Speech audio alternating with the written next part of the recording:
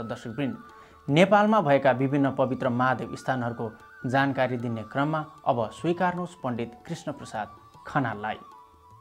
ओम नमः शिवाय शान्ताय निश्चिन्ताय शश्विने सनातनाय पूर्वाय पुराणाय नमो नमः। नमो देव्यै महादेव्यै शिवायै सततं नमः। नमः प्रकृत्यै भद्रायै नेतः प्रतास्मतां। दर्शकवृन्दमा सादर प्रणाम।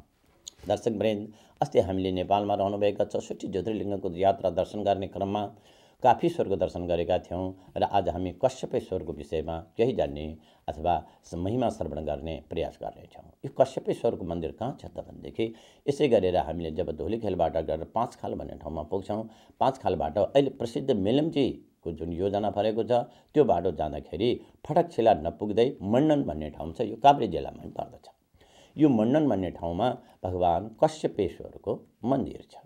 कश्यपेश्वरको मन्दिरको अगाडि सरस्वती कुण्ड छ ठुलो, अनिखेरि पूर्वपट्टि गएर गौरी कुण्ड, प्रसिद्ध गौरी कुण्ड छ, जहाँ स्नान गर्नाले सम्पूर्ण पापहरू नाश हुन्छ र सरस्वती कुण्डमा स्नान गर्नाले विद्या प्राप्त हुन्छ, ज्ञान प्राप्त हुन्छ भन्ने मान्यता छ। र यिनै सरस्वती कुण्डको जल र गौरी कुण्डको जल लगेर भगवान कश्यपेश्वरलाई चढाउनाले भगवान कश्यपेश्वर साह्रै नै खुसी हुनुहुन्छ भन्ने लोक मान्यता पनि छ र धर्मशास्त्रको पनि भनाइ छ। यसै कारण दर्शकवृन्द, हामीले एकचोटि मात्र भए पनि कश्यपेश्वरको दर्शन गर्ने प्रयास अवश्यमेव गर्नुपर्दछ। किनभने बिना ज्ञान, बिना जानकारी केही पनि हामीले जीवन हासिल गर्न सक्दैनौँ। र जीवनलाई अगाडि बढाउनको निमित्त ज्ञानकै आवश्यकता पर्छ, अर्थात् विद्याको आवश्यकता पर्छ, जानकारीको आवश्यकता पर्छ। यो जानकारी पनि हामीलाई कश्यपेश्वरले दिनुहुन्छ। त कश्यपेश्वरको सृष्टिको बारेमा पनि के, उत्पत्तिको बारेमा पनि के भनिएको छ भनेदेखि कश्यप ऋषि, जसका सन्तानले अहिले सारा संसार ढाकेको छ, उनी कश्यप ऋषिले सृष्टिको क्रममा सन्तान वृद्धि गर्ने इच्छा गरेर यस ठाउँमा आएर तपस्या गर्नुभएको थियो र उहाँको तपस्यादेखि खुसी भएर भगवान शिवजी यस लिङ्गमा प्रादुर्भाव हुनुभएको हो। यसै कारणले गर्दाखेरि यस लिङ्गको नाम कश्यपेश्वर रहनु गएको हो र यस लिङ्गबाट प्रकट भएर भगवान शिवजीले कश्यपलाई उनको मनोवाञ्छा पूरा हुने वरदान दिनुभएको थियो। दर्शकवृन्द, हामीले पनि कश्यपेश्वरको दर्शन गर्ने मौका पायौँ भने हाम्रो मनोवाञ्छा, मनोचाहना, मनोकामना जुन हो अवश्य भए भगवान श्री कश्यपेश्वरले पुर्याइ नै दिनुहुन्छ र बाँकी जीवन हाम्रो पनि बडो आनन्दमय सुखमय जीवन हुनेछ। र भगवान शिवको कृपा प्रसादले गर्दाखेरि बाँचुन्जेल हामीलाई आनन्द प्राप्त हुने हो त्यो प्राप्त हुन्छ र अन्त्यमा मोक्ष प्राप्त समेत भगवान शिवजीले गराइदिनुहुन्छ भन्ने यो धर्मशास्त्रको मान्यता छ। यसै कारणले गर्दाखेरि हामीले पनि भगवान शिवका अनेक ज्योतिर्लिङ्गहरूमध्ये यो कश्यपेश्वरको पनि दर्शन गर्ने प्रयास गर्नुपर्छ। भगवानले हाम्रो इच्छा पुर्याइदिनुहुन्छ। अब हामी यसपछिबाट फस्टिकेश्वरको दर्शन गर्न जानेछौँ। फस्टिकेश्वरको विषयमा अर्को हप्ता वर्णन गर्नेछु। ओ हरि ओम तत्सत्। ओम नमः शिवाय शान्ताय निश्चिन्ताय शश्विने सनातनाय पूर्वाय पुराणाय नमो नमः। नमो देव्यै महादेव्यै शिवायै सततं नमः। नमः प्रकृत्यै भद्रायै नेतः प्रतास्मताम्। उहाँ हुनुहुन्थ्यो कोटेश्वर निवासी पण्डित कृष्णप्रसाद खनाल। त दर्शकवृन्द, अब पालो छ केही सामुदायिक सूचनाहरूको। America Nepal women's association of greater Washington डीसीद्वारा सञ्चालित निशुल्क स्वास्थ्य शिविरमा डाक्टर महेश्वर वैद्य, डाक्टर शर्मिला अर्याल, आर्यन मन्जु सङ्ग्रौला तथा आर्यन सुनिता श्रेष्ठ सहितको टोलीले निशुल्क स्वास्थ्य सेवा उपलब्ध गराइरहेको हुँदा उक्त सेवाको उपयोग गर्न यस स्क्रिनमा भएका नम्बरहरूमा सम्पर्क गर्नुहोला। तामाङ सोसाइटी अफ ग्रेटर वासिङटनले यस वर्षको लोछाड बिरालो वर्ष यही फेब्रुअरी 20 तारिक शनिबार साँझ 5 बजेदेखि बर्ग भर्जिनियामा एक कार्यक्रमको आयोजना गरी मनाउने हुँदा सम्पूर्ण महानुभावहरूमा उपस्थितिका लागि आयोजक वर्ग हार्दिक अनुरोध गर्दछ। विस्तृत जानकारीका लागि sagarmathatv.us हेर्नुहोला।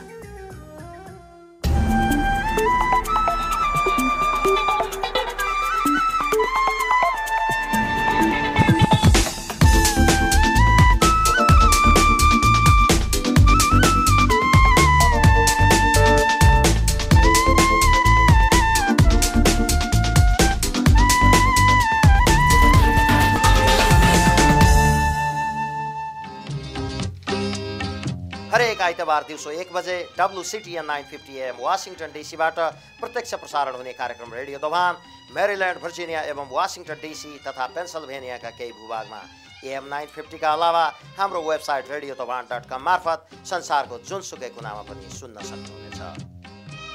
सामुदायिक गतिविधिहरू, समाचारहरू, अन्तर्वार्ताहरू तथा अति मनोरञ्जनात्मक कार्यक्रमको सङ्गालो रेडियो दोभान हरेक आइतबार दिउँसो 1 बजेदेखि 2 बजेसम्म अवश्य सुन्नुहोस्। सन् 2007देखि डिसी मेट्रो क्षेत्रबाट नियमित प्रकाशित भइरहेको नेपाली समुदायका गतिविधि, समाचार र सूचनाको संवाहक पाक्षिक अखबार विश्व परिक्रमा। यसलाई घरमै प्राप्त गर्न सम्पर्क गर्नुहोस्। नमस्ते, म गायिका नलिना चित्रकार। तपाईहरु अहिले हेर्दै हुनुहुन्छ सगरमाथा टेलिभिजन। आदरणीय दर्शकवृन्द, हामी आजको विविध सङ्गालो कार्यक्रमको अन्त्यतिर आइपुगेका छौँ। त दर्शकवृन्द, सगरमाथा टेलिभिजन तथा नेपाल दर्शन टेलिभिजनमा सहभागी हुन चाहनुहुन्छ भने हामीसँग सम्पर्क गर्नुहुन अनुरोध छ। सगरमाथा टेलिभिजन तथा नेपाल दर्शन टेलिभिजन तपाईहरूको सहयोग, सल्लाह, सुझाव तथा कार्यक्रमको प्रतिक्रियाहरूको सधैँ अपेक्षा गर्दछ, जसका लागि हाम्रो ठेगाना हो Sagarmatha television, PO Box 1400, Lotan, Virginia 22079। हाम्रो इमेल ठेगाना हो info@nepaltvusa.com। हामीलाई फोन गर्न सक्नुहुनेछ। हाम्रो फोन नम्बर हो 7039269530। हवस् त दर्शकवृन्द, अब यहाँहरू समक्ष अभिमन्यु टेलिफिल्म्सबाट प्राप्त नेपाली टेली चलचित्र यातनाको अर्को भाग प्रस्तुत गर्दै आजको विविध सङ्गालो कार्यक्रमबाट म विपिन राज उप्रेती बिदा चाहन्छु। आगामी कार्यक्रमसम्मका लागि बिदा दिनुहोस्। नमस्ते। Dear viewers, now we would like you to join us for our legal segment with Mr. Fitzgerald Lewis, attorney at law from the Law Office of Lewis and Associates from First Church, Virginia.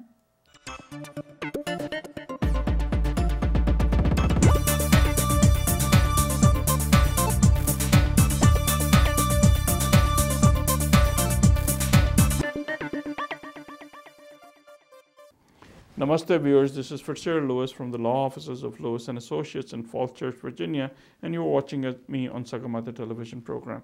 So in continuing with our last program, we had talked about certain crimes, and I told you to go to an immigration counsel, go to a competent criminal attorney, and hopefully they can help you out. Now, what type of crimes can get you into trouble? Or let's say that I'm a green card holder and I have committed a felony, and I'm looking at more than a year in jail time. Now, the problem is that in most cases, I can stay in the United States. In most cases, not in every case. It's very case-specific outcome. So therefore, what can happen is that I can stay in the United States, but I cannot get my citizenship. The other thing is a lot of people don't realize is that if they leave the United States, so let's say that I commit this crime, I finished my sentence, I got more than a year in jail, I'm finished with this, now I decide to leave the United States for some type of visit. Someone is getting married, I go to my home country, I'm coming back. When I come back, I can now be sent back home. If I was staying here, that would not be an issue, but it's a different scenario when I'm going out of the country and coming back in, because I'm considered a person seeking admission, the same as if I had just a visitor's visa. So admission can be denied. So before you leave this country, if you have been a defendant in either a misdemeanor or a felony, please talk to good immigration attorney so he can advise you that what is the best scenario for you and whether or not you will be allowed to come into the United States without initiating removal proceedings against you. This is Fitzgerald saying goodbye and God bless for now.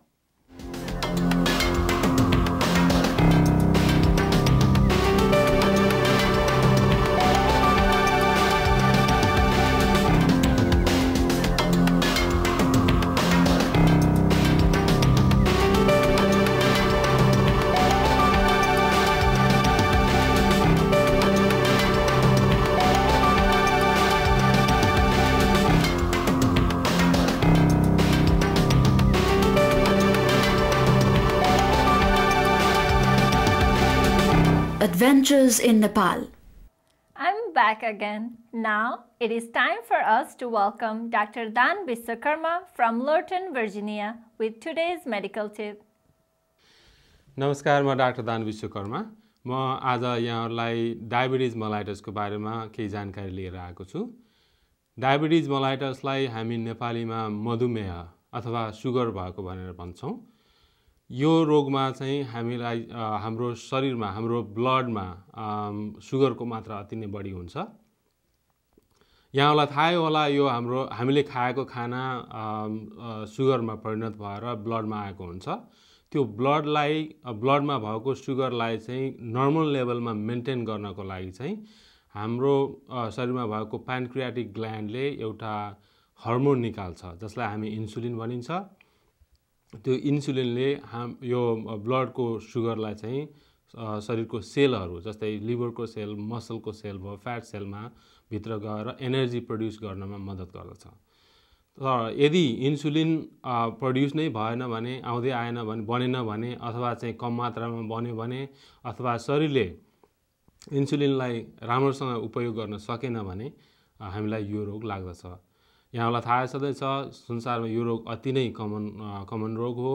प्रायः सबै मान्छेहरूलाई चाहिँ यो लागिरहेको हुन्छ। विशेष गरेर 45 इयर्सभन्दा माथि गएपछि यसको रिस्क अति नै बढ्छ र यो चाहिँ अमेरिकामा त one of the leading cause of death भनेर चाहिँ भनिन्छ। यसलाई हामी 3 भागमा मोटामोटी रूपमा 3 भागमा विभाजन गर्न सकिन्छ। Type 1 diabetes mellitus, type 2 diabetes mellitus र diabetes mellitus due to other causes. Type 1 diabetes मेलाइटसमा हाम्रो शरीरले या त इन्सुलिन नै प्रड्युस गर्दैन या यदि प्रड्युस गर्यो भने एकदमै कम मात्रामा चाहिँ प्रड्युस भएको हुन्छ। र यो टाइप 1 डायबिटिज मेलाइटस एउटा इम्युन मेडिएटेड डिजिज हो जसलाई हाम्रो शरीरले आफ्नो यो प्यान्क्रियाटिक सेल्स जसले इन्सुलिन बनाउँछ त्यसको अगेन्स्टमा एन्टिबडी प्रड्युस गर्दछ र डिस्ट्रोय गर्दछ र इन्सुलिन बन्न सक्दैन। यो रोग प्रायः यङ मान्छेहरूमा लेस देन 30 इयर्सको मान्छेहरूमा चाहिँ लागेको हुन्छ र अति नै सडन अचानक रूपमा चाहिँ देखा पर्दछ। भने टाइप 2 डायबिटिज मेलाइटस चाहिँ प्रायः यो हाम्रो शरीरमा चाहिँ मोटोपना बढी भएर इन्सुलिन कम हुन्छ। त्यसै गरेर चाहिँ हाम्रो शरीरले चाहिँ यो इन्सुलिन राम्रोसँग उपयोग गर्न सक्दैन र ब्लडमा चाहिँ सुगरको मात्रा चाहिँ बढी हुन्छ। त्यसैले यो रोग प्रायः चाहिँ 45 इयर्सभन्दा माथिका मान्छेहरूमा देखिन्छ र प्रायः मोटा मान्छेहरूमा चाहिँ देखिन्छ र यो चाहिँ एकैचोटि देखिँदैन, बिस्तारै बिस्तारै लामो समयपछि यसको लक्षणहरू देखा पर्न सक्दछन्। थर्ड ग्रुप हो अरू कारणले गर्दा हुने डायबिटिज मेलाइटस। यसमा प्रायः यो प्रेग्नेन्सीको टाइममा हुने डायबिटिज मेलाइटस चाहिँ अति नै महत्त्वपूर्ण हुन्छ जसलाई हामी जेस्टेसनल डायबिटिज मेलाइटस भनेर भनिन्छ। यो इम्पोर्टेन्ट किन हुन्छ भने यो प्रेग्नेन्सीको टाइममा चाहिँ डायबिटिज हुन्छ र पछि गएर निको हुन्छ, तर यो चाहिँ पछि गएर फेरि टाइप 2 डायबिटिजको रूपमा चाहिँ देखा पर्ने हुन सक्दछ। त्यस्तै अरू कारणबाट हुने डायबिटिजहरूमा चाहिँ यो प्यान्क्रियाजको प्रब्लमहरू जस्तै क्यान्सर भयो अथवा प्यान्क्रियाटाइटिस भयो भने पनि हुन्छ। र अर्को चाहिँ अक्रोमेगाली, त्यस्तै गरेर कुसिङ्स डिजिज भन्ने जसमा चाहिँ स्टेरोइडहरू चाहिँ बढी मात्रामा प्रड्युस हुन्छ, त्यसले गर्दाखेरिमा पनि डायबिटिज हुन सक्दछ। र अर्को ग्रुप हुन्छ यो औषधिबाट हुने, जस्तै स्टेरोइड खाएको छ भने, त्यसै गरेर HIV एड्स लागेको मान्छेहरूले यो औषधि खाएको छ भने पनि यो रोग लाग्न सक्दछ। हस् त आजलाई यो डायबिटिज सम्बन्धी संक्षिप्त जानकारी यति नै। अर्को हप्ता थप जानकारीहरू लिएर उपस्थित हुनेछु। त्यति बेलासम्मको लागि बिदा दिनुहोस्। नमस्कार।